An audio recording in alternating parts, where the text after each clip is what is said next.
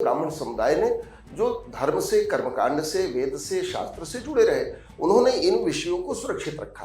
वो खुद भी संत समाज और एक पीठ के पीठाधीश और यही कष्ट का विषय है। मन के भेद हो सकते हैं, यह हमारा स्वाभाविक नेचुरल गुण है, लेकिन इसका मतलब ये नहीं आप व्यक्ति से नहीं, आप व्यक्तित्व को नष्ट करने का प्रयास कर रहे हैं कि रक्षक ही भक्षक बन जाएगा तो समाज कैसे रहेगा। जिसके नाम पर आज हम लोग गर्व कर रहे हैं, उसी के शासन में इस प्रकार की दुर्दशा, ये सनातन धर्म की दुर्दशा है, ये व्यक्ति की दुर्दशा नहीं है। पुलिस का काम व्यवस्था को नियंत्रित करना, इतना ही काम है।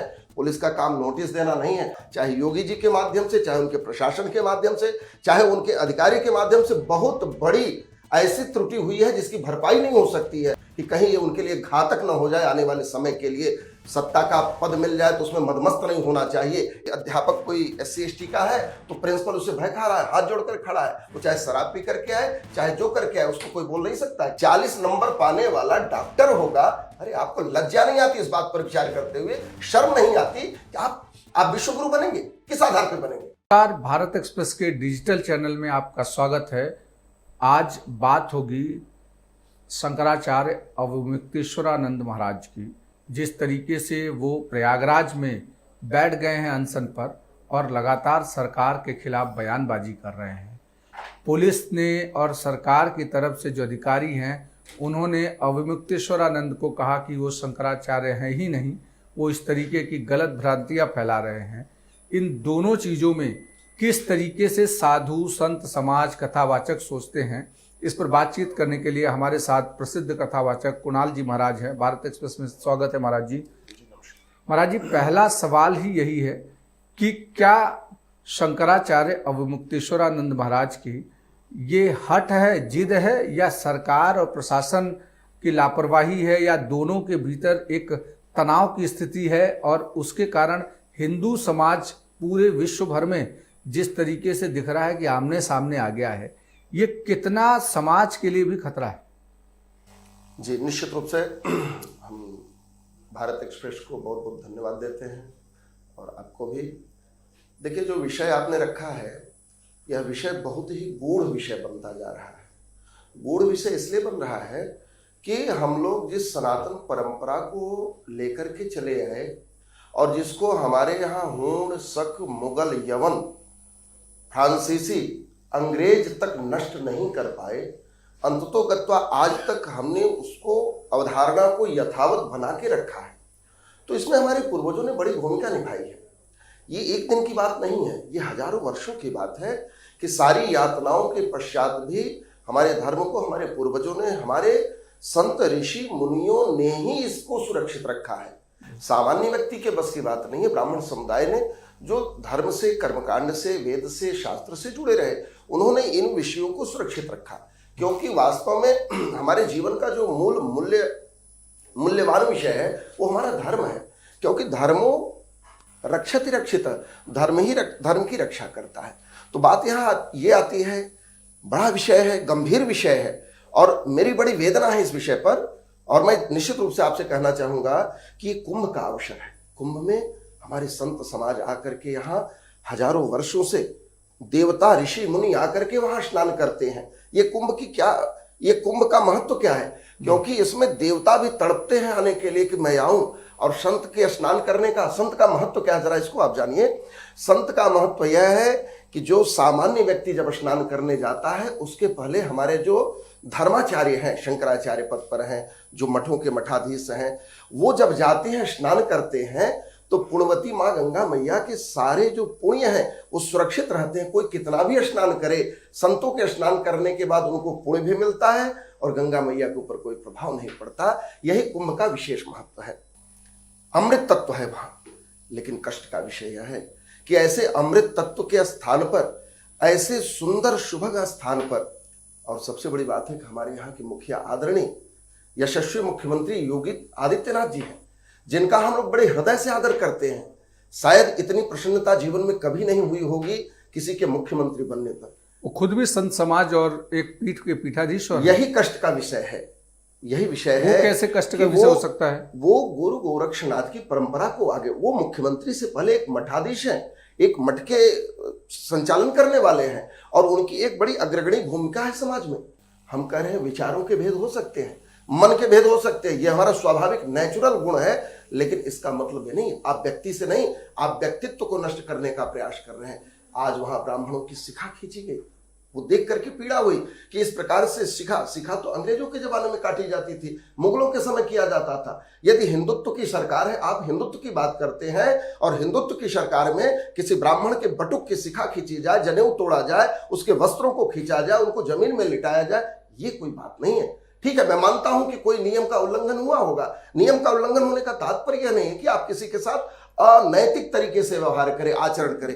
पुलिस प्रशासन को यह छूट नहीं है कि वह बटुकों के साथ, आचार्य के साथ, शंकराचार्य के साथ इस प्रकार का भेदपूर्ण व्यवहार करे। ये भेदपूर्ण व्यवहार है और ये कहीं ना कहीं एक केंद्रीकरण करके किया गया है, चाहे उसमें अधिकारी हो, चाहे कर्मचारी हो, या ऊपर से शासन का आदेश हो सकता है इसमें उस समय में सिचुएशन ऐसी बनी हो कि जब वहां पर भीड़ ज्यादा हो और ऐसे में कोई भगदड़ ना हो, किसी भी तरीके की कोई कानून व्यवस्था ना बिगड़े, इसलिए उस समय में रोका गया हो। तो इसका मतलब भेदपूर्ण व्यवहार कैसे आप मान सकते हैं? जी, मैं आपकी भावनाओं से सहमत हूं, यह विषय भी हो सकता है, लेकिन इसका तात्पर्य यह बिल्कुल नहीं कि आप किसी भी व्यवस्था को नियंत्रित करने के लिए किसी भी धर्माचार्य पद पर अधिष्ठित और उनके साथ रहने वाले ब्राह्मण भटकों के साथ इस प्रकार का व्यवहार आप नहीं कर सकते हैं।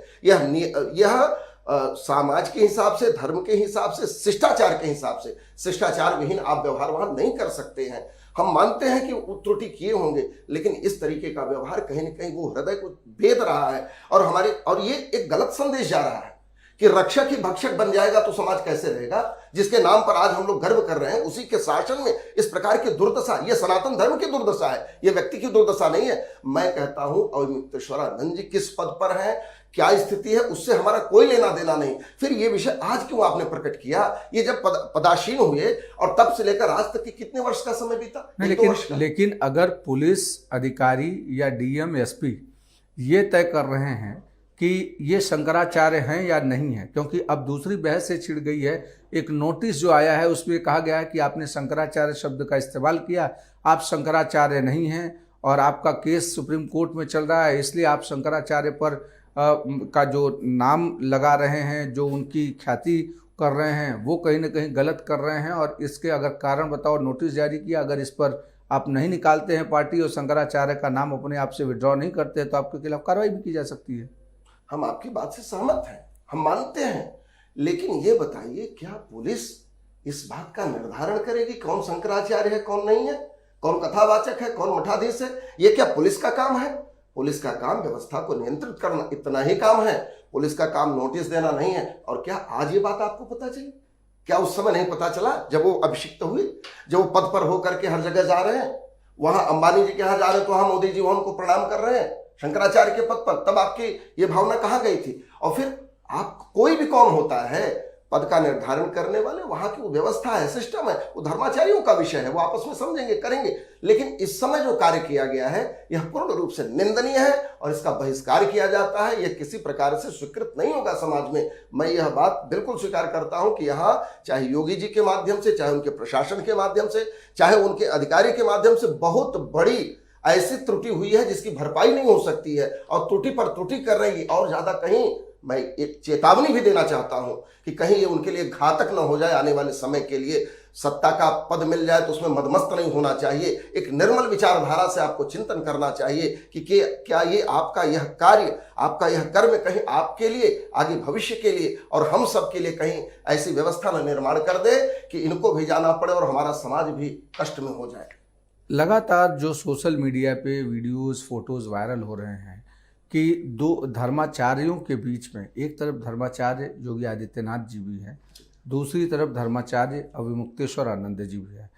दोनों दो धर्माचार्यों के भीतर ये लड़ाई, प्रशासन, कानून, ये सारी चीज़ें जो घुसती जा रही हैं, इससे क्या हिंदू समाज को कुठाराघात हो रहा है? हिंदू समाज को कहीं ना कहीं आघात पहुंच रहा है क्या कि हम हिंदू समाज की बात कर रहे हैं, हम भारत की बात कर रहे हैं, हिंदुस्तान की बात कर रहे हैं, हिंदू समाज की बात करेंगे, और अगर उसमें ही इस तरीके की चीज़ें अगर है और सोशल मीडिया पर के माध्यम से पूरे वैश्विक स्तर पर जा रही हैं, ये किस तरीके से चिंता का विषय मानते हैं? आप ये समझिए जी कि ये बहुत बड़ा दुर्भाग्य है। आज आप एक नारा लगाए कि आप बटेंगे तो कटेंगे, ये नारा किसने दिया? ये नारा योगी जी ने दिया है। हाँ, आप एक रहेंगे तो सेफ रहेंगे, ये मोदी जी ने दिया है। तो क्या हम इसी प्रकार से एक रह पाएंगे? आज आप ये शंकराचार्य जी के साथ मैं एक विषय पर और आना चाहता हूं कि उत्तर प्रदेश में ब्राह्मणों की जो दुर्दशा हो रही है उसके प्रति कोई भी भावनात्मक चिंतन सरकार के द्वारा नहीं कदम उठाया जा रहा है। ऐसा क्यों हो रहा है? क्या ब्राह्मणों ने आपको वोट नहीं दिया? क्या ब्राह्मणों ने आपको नहीं समझा? क्या ब्राह्मण इस समाज का नेतृत्व नहीं कर रहा है? क्या इस समाज का अंग नहीं है? और ब्राह्मण ही है जो इस समाज को व्यवस्थित सुरक्षित आगे ले चल रहा है। आज तक जो समाज यहाँ आया है ये ब्राह्मणों का ही दिन है। और एक बात मैं और बताना चाहता हूँ अभिषेक जी, किसी भी राजनीतिक पार्टी से किसी भी ब्राह्मण को कोई हित नहीं है और न वो चाहता है। वो एक ही चाहता है कि हमारा राष्ट्र, हमारा प्रदेश, हमारा जनपद, हमारा गांव सुरक्षित रहे, हम धर्म के पथ पर चले, हमारी जो धार्मिक भावनाएं हैं उसमें किसी प्रकार का ह्रास न हो, उसके लिए सब कुछ प्राप्त हो गया। उससे इसकी ज्यादा कामनाएं, वो स्वयं सक्षम है। परमात्मा ने उसको इतना बुद्धि दिया, बल दिया कि वो कार्य करके आगे बढ़ जाए। नहीं, लेकिन उत्तर प्रदेश में आपने जो कहा कि वो लगातार एक खाई बनते जा रहा है, हर जगह फेसबुक पर हम देखते हैं, सोशल मीडिया पर एक खाई बनते जा रहा है कि ब्राह्मण वर्सेस ठाकुर की जंग शुरू हो गई है उत्तर प्रदेश के भीतर। तो ऐसा क्यों होते जा रहा है? क्योंकि जब हिंदुत्व के एक बड़े छत्र के नीचे सभी लोग हैं तो उसमें ब्राह्मण वर्सेस ठाकुर या ब्राह्मण वर्सेस सदस्य की जो ब्राह्मणों को तिरस्कार करने का जो एक मामला है वो किस तरीके से बढ़ते जा रहे हैं? जी निश्चित रूप से मैं ये नहीं कह रहा हूं कि हमारे यशस्वी मुख्यमंत्री जी किसी के पोषक हैं और किसी के भक्षक हैं। ऐसा नहीं है कि ब्राह्मणों के प्रति उनके अंदर कोई भाव है, लेकिन जो उदासीनता होती है वो इस बात को प्रकट करती है। चुप्पी जो होती, जो मौन होता है, ये मौनम स्वीकार लक्षण, हमारे यहाँ एक शब्द है, एक वाक्य है वेद का, शास्त्र का, कि मौनम स्वीकार लक्षण। मौन जब व्यक्ति हो जाए इसका मतलब है कि इस कार्य में उसकी सहमति है। और दूसरी बात, भेद है नहीं, लेकिन यदि आप किसी के प्रति ज्यादा स्नेह रखेंगे और किसी के प्रति उदासीनता रखेंगे, आप कुछ मत कहिए, कुछ मत करिए, कुछ मत बोलिए, लेकिन समझने वाले ये समझ जाएंगे कि आप किसको बढ़ाना चाहते हैं और किसको दबाना चाहते हैं। और मैं एक बात कहना चाहता हूं, क्यों ऐसा करना चाहते हैं, क्यों आपके मन में ऐसे भाव है, क्यों ऐसा आप नहीं करते कि समाज का जो प्रमुख वर्ग है, ब्राह्मण वर्ग है, उसका भी हित हो, हमारे क्षत्रिय भाइयों का हित हो, हमारे वैश्य भाइयों का भी हित हो, और हमारे चतुर्थ वर्ण शूद्र वर्ग के जो भाई हैं उनका भी कल्याण हो, ये समाज आगे बढ़े। लेकिन हमारे यहाँ तो सर्वे भवन्तु सुखिनः की कामना है। ये चाहे योगी जी हो, चाहे मोदी जी हो, चाहे हम हो, चाहे आप हो, हमारे पूर्वजों ने ये भावना पहले से देख करके रखी है कि हमें समाज के सब, अब आप अनुभव करिए ना, हमारे यहाँ एक विवाह की परंपरा होती है।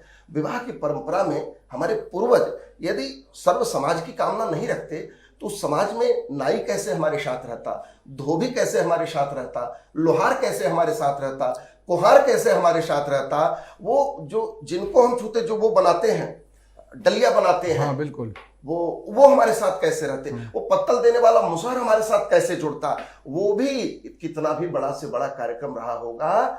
आज पीआर का जमाना आ गया, अलग बात है, बिल्कुल, लोग अलग अपने तरीके से मैनेजमेंट कर, लेकिन हमारा जो समाज का मैनेजमेंट था वो इतना सुपीरियर था कि एक विवाह होता था, उस विवाह से समाज के सारे परिवार लाभान्वित होते थे और कहीं कोई भेद नहीं होता, बिल्कुल भेद नहीं था। हमारे यहाँ अभेद बुद्धि थी। ये तो अंग्रेजों ने ऐसी व्यवस्था का निर्माण कर दिया आगे चल करके। और कुछ मैं स्पष्ट कहना चाहता हूं, क्योंकि देखिए बिना स्पष्ट बोले बात क्लियर नहीं होती है, हम किसी चीज को मन में छुपा करके। मैं कहना चाहता हूं कि हमारे यहाँ जो शिक्षा मंत्री बने 5 प्रारंभ के, इन्होंने हमारे सारे इतिहास को ऐसा घुमाया, ऐसा लिपापोती किया है कि आज तक भी उसका सुधार नहीं हो पा रहा है। और इसके अलावा जो कम्युनिस्ट रहे, जिन्होंने इस हमारे व्यवस्थाओं में ऐसा छेड़छाड़ किया कि जो है ये क्या बोलते हैं, समाज में लोगों के अंदर भेद आ गया है। शिक्षा मंत्री की बात आपने की, यूजीसी का एक मुद्दा फिर एक बार सुर्खियों में है। इसे कैसे देखते हैं? यूजीसी में सरकार द्वारा, केंद्र सरकार द्वारा जिस तरीके की कमेटी गठित गई, जो निर्णय लिए जा रहे हैं, उसको कैसे देखते हैं? वो भी एक सोशल मीडिया पर एक ट्रोल का विषय हो गया है। देखिए, अब बात तो बहुत महत्वपूर्ण आपने उठाई है, और यह विषय तो इतना गंभीर है कि समाज को जोड़ने वाले लोग ही समाज को बांटने वाला काम, डिवाइड एंड रूल, ये तो अंग्रेजों का काम हुआ करता था। आप इसमें कैसे चले गए? आप इस तरीके की राजनीति करके क्या अपने आप को बहुत श्रेष्ठ समझ रहे हैं? जिस वर्ग ने, जिस सामान्य वर्ग ने अरे आप भूल गए क्या अपनी पुरानी बातों को? 2 सीट आई थी आपकी, तब भी आपके साथ कौन खड़ा था? और आज 300 सीट आई हो, 240 सीट आई हो, तब भी आपके साथ कौन खड़ा है? बिना स्वार्थ के आपके साथ कोई लगा रहने वाला वर्ग है तो सवर्ण वर्ग है, जिसको कोई काम ना रहे। क्या उसने आपको पीड़ा पहुंचाया कि इस प्रकार के नियम को यूजीसी ला करके आप उन अबोध बच्चों को भी पीड़ा, जिस प्रकार देखिए कहना नहीं चाहिए, लेकिन SC ST एक ऐसा मामला आ गया है कि उसमें 95% से ऊपर के मामले एकदम बिल्कुल निराधार हैं। वो तो सुप्रीम कोर्ट भी कई बार मानता तो है। आगे चल करके क्या इस कानून का दुरुपयोग नहीं होगा? अच्छा ये बताइए, क्या आपस में SC ST का झगड़ा नहीं होता, OBC का झगड़ा नहीं होता, परिवार में विवाद नहीं होता?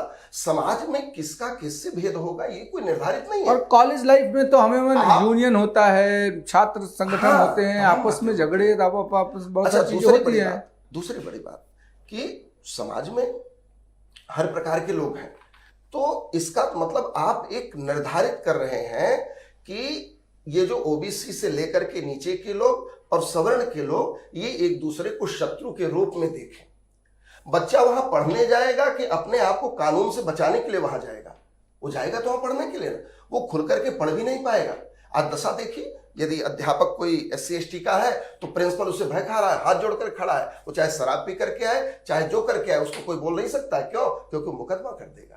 तो बच्चे पढ़ाई क्या करेंगे? टीचर क्या पढ़ाएंगे बच्चों को? क्या उनको दिशा निर्देश? आप किस ओर समाज को ले जा रहे हैं? 40 नंबर पाने वाला डॉक्टर होगा।